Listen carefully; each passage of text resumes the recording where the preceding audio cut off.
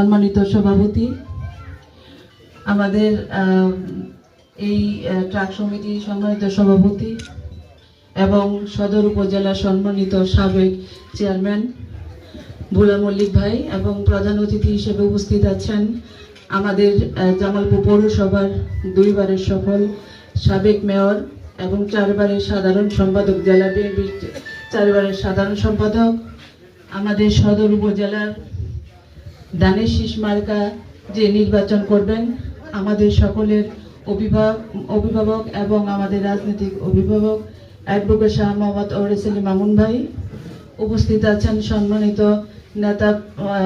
নেতা ভাই এবং উপস্থিত যারা আছেন সকলকে সালাম, আসসালামু আলাইকুম। আসলে আমার আগে আমার সিনিয়র ভাইরা বক্তব্য দিয়েছেন, আমি 2-1টা কথা বলেই আমার বক্তব্য শেষ করব, যদিও ভাই আমার বক্তব্য দিতে বলেছেন। আজকে যার স্মরণে এই স্মরণ সভা, উনার আলোচনা করতে গেলে আসলে আলোচনা করে আমরা আমাদের মতো ক্ষুদ্র ব্যক্তি শেষ করতে পারবো না। শুধু এটুকু বলতে চাই, উনি আমাদের মহিলা যারা আছি, উনি আমাদের গর্ব।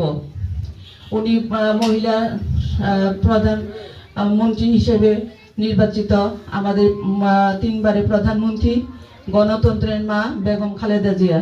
উনি এমন একজন